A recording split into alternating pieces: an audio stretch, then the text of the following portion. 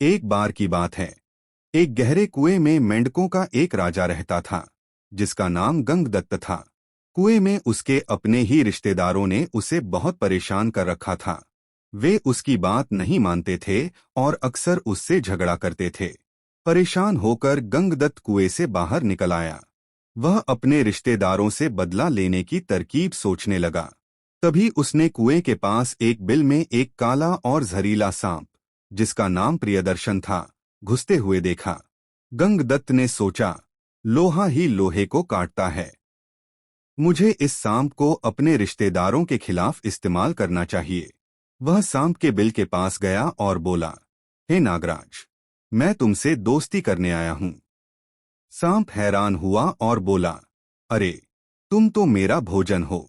घास और आग की दोस्ती कैसे हो सकती है? गंगदत्त ने बड़ी चतुराई से कहा, यह सच है कि हम दुश्मन हैं, लेकिन मैं एक बड़ी मुसीबत में हूं। मेरे रिश्तेदारों ने मेरा जीना हराम कर दिया है। मैं चाहता हूं कि तुम मेरे कुएं में चलो और उन्हें खा जाओ। इसके बदले में तुम्हें बिना मेहनत के रोज भोजन मिलेगा और मेरा बदला भी पूरा हो जाएगा। सांप को यह प्रस्ताव पसंद आया। उसे लगा कि बुढ़ापे में बिना शिकार किए रोज खाना मिलेगा। इससे अच्छा क्या हो सकता है? सांप गंगदत्त के साथ कुएं में उतर गया। गंगदत्त ने उसे बताया कि कौन कौन से मेंढक उसके दुश्मन हैं। सांप ने चुन चुन कर उन दुश्मनों को खाना शुरू कर दिया। कुछ ही दिनों में सारे दुश्मन खत्म हो गए।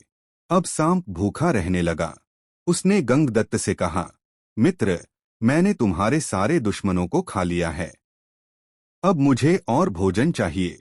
गंगदत्त ने घबराते हुए कहा, मित्र, तुमने अपना काम कर दिया है। अब तुम अपने बिल में वापस जा सकते हो। सांप ने फुफकारते हुए कहा, मैं वापस नहीं जाऊंगा। मुझे यहाँ आराम से खाना मिल रहा है। अगर तुम मुझे भोजन नहीं दोगे तो मैं तुम्हें और तुम्हारे परिवार को खा जाऊंगा। अब गंगदत्त को अपनी गलती का एहसास हुआ। उसने अपने घर के झगड़े में बाहरी दुश्मन को लाकर बहुत बड़ी भूल कर दी थी। सांप धीरे धीरे गंगदत्त के दोस्तों और फिर उसके बच्चों को भी खाने लगा। अपनी जान बचाने के लिए गंगदत्त ने एक नई चाल चली।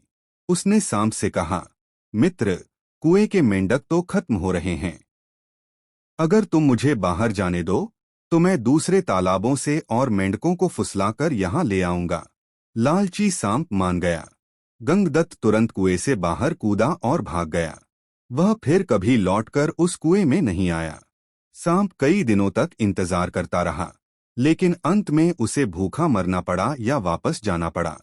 इस कहानी से हमें सीख मिलती है कि अपने घर या परिवार के झगड़े में किसी बाहरी और शक्तिशाली दुश्मन को कभी शामिल नहीं करना चाहिए। वह पहले आपके दुश्मन को खत्म करेगा और फिर आपको, जो दूसरों के लिए गड्ढा खोदता है, जैसे गंगदत्त ने अपने रिश्तेदारों के लिए किया, वह अंत में खुद उसमें गिरता है।